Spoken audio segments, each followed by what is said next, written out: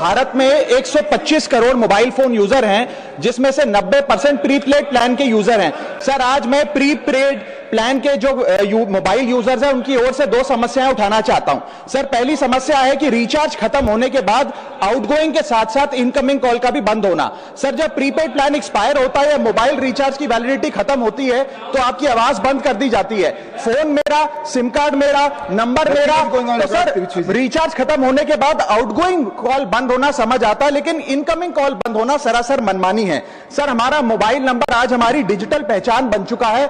Essential communication जैसे कि UPI payment, banking, OTP, train ticket OTP, PAN Aadhaar authentication, interview का call, hospital का call, मां बाप का गांव से कॉल, तमाम चीजें इनकमिंग कॉल और इनकमिंग एसएमएस से आती है और वो इसलिए बंद कर दिया जाता है कि इंसान एक रिचार्ज कराना भूल गया।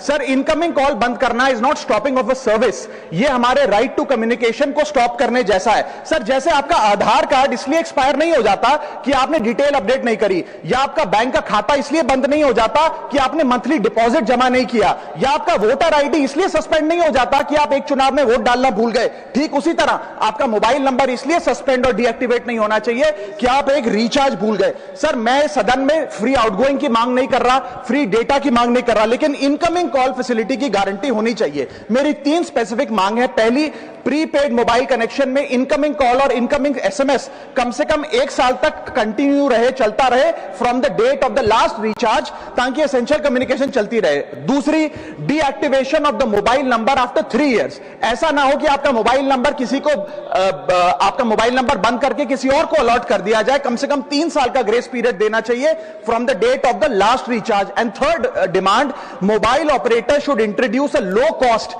Incoming only plan. वो लोग जो सिर्फ इनकमिंग के लिए फोन रखते हैं उनके लिए, जैसे कि 10 रुपए में 180 दिन की इनकमिंग कॉल की फैसिलिटी, इस प्रकार की स्कीम्स मोबाइल ऑपरेटर को लानी चाहिए। दूसरी समस्या जो प्रीपेड कस्टमर्स फेस करते हैं वो है टेलीकॉम ऑपरेटर का 28 दिन का मंथली रिचार्ज। साल में सर महीने 12 होते हैं, लेकिन 28 दिन की रिचार्ज के माध्यम से 13 टाइम्स रिचार्ज कराना पड़ता है। कैसे सर? 28 दिन into 13 times is equal to 364 days। ये एक बड़ी क्लेवर स्ट्रैटेजी है जिसके चलते आपको फीलिंग 30 दिन की देते हैं, लेकिन आपसे डीलिंग 28 दिन की करते हैं। सर, दुनिया में हर जगह बिलिंग साइकिल कैलेंडर मंथ के हिसाब से होती है, 30 या 31 दिन। आपको मंथली सैलरी, लैंडलॉर्ड का रेंट, बैंक की ईएमआई, बिजली पानी गैस का बिल, तमाम चीजें 30 या 31 दिन के महीने के हिसाब से होती हैं। लेकिन ये मोबाइल ऑपरेटर, टेलीकॉम ऑपरेटर 28 दिन के महीने के हिसाब से आपको रिचार्ज प्लान बेचते हैं, ताकि साल में एक अतिरिक्त